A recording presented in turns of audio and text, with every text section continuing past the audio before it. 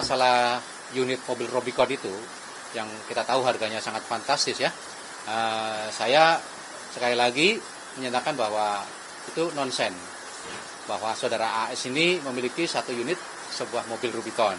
Karena sehariannya aja dia mengendarain kendaraan roda 2. Itu aja yang saya tahu. Sekali lagi saya katakan bukan punya dia. Mungkin ada aja yang memanfaatkan atau memakai nama saudara AS tersebut, gitu aja. Sejauh ini ada komunikasi nggak Pak dari Pak Ahmad Saifuddin mungkin ke Bapak terkait heboh-heboh berita kepemilikan Rubicon ini? Oh, selama dengan adanya berita Rubicon ini dan berkaitan dengan saudara AS, belum ada komunikasi, gitu. Karena komunikasi terakhir saya dengan saudara AS itu tahun 2022 pada waktu pengambilan bansos, dana bantuan dari pemerintah.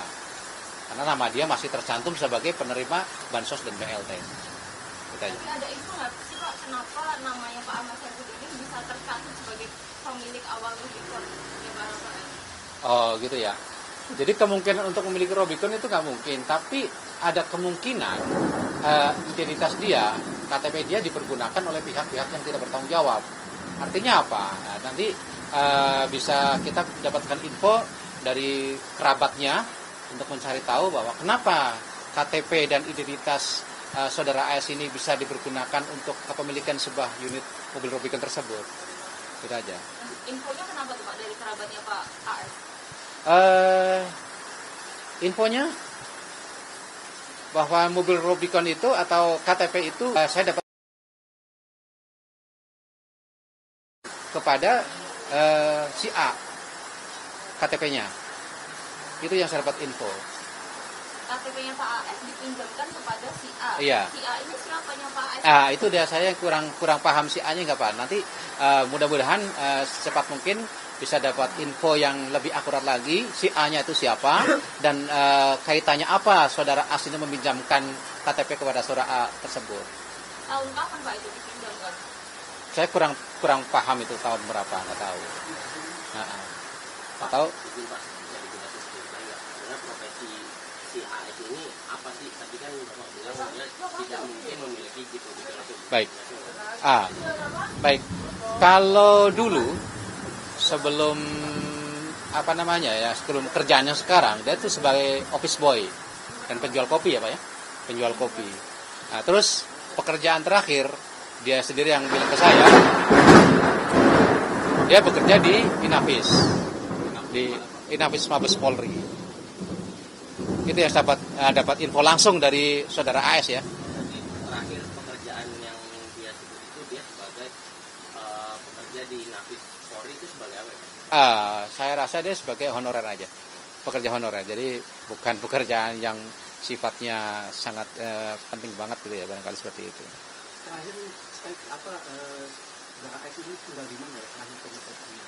Terakhir komunikasi saudara AS tinggal di daerah Cipinang. Iya, di Cipinang. Persisnya di mana? Persisnya kurang tahu karena tidak diberikan alamat pasti ke saya ya. Cuman bilangnya Pak RT saya sekarang tinggal di daerah Cipinang. Oh ya, gitu aja. Bahkan sudah saya suruh pindah waktu itu. Tapi tidak ada tindakan untuk pindah domisili, gitu aja. Artinya data masih tercatat di Betul, data masih tercatat sebagai warga negara saya. KTP-nya juga masih saya pegang serta kakaknya. Gitu aja. Karena waktu dia tinggal di sini kan statusnya masih bujangan. Nah, sementara kan udah punya anak, udah punya istri. Nah, istrinya sama anaknya aja tinggal di kampung ya. Nah, karena kembali lagi secara finansial memang dia untuk kehidupan sangat berkurang ya Pak ya.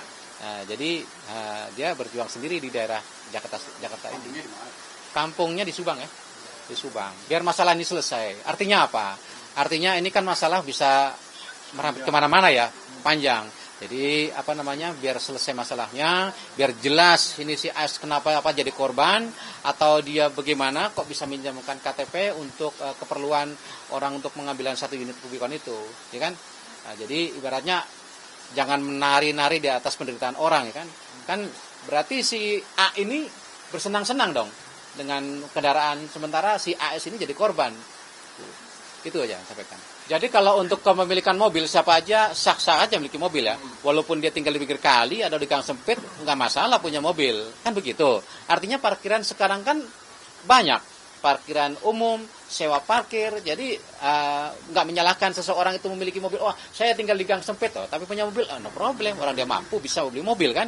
Apalagi sekarang untuk mendapatkan mobil dengan DP berapa persen udah dapat kan bisa. Jadi itu sebenarnya nggak mengheran ya kan. Cuman yang saya herankan secara finansial, secara perekonomian si AS ini tidak memungkinkan itu aja. Berarti Bapak nggak percaya, Pak? Nggak percaya banget. Nggak, itu aja yang tidak memungkinkan saudara AS ini bisa memiliki mobil. Kembali lagi saya, yang bisa memiliki mobil siapa aja boleh. Di gang kecil, di pinggir kali, di kolong jembatan pun boleh. Bisa aja.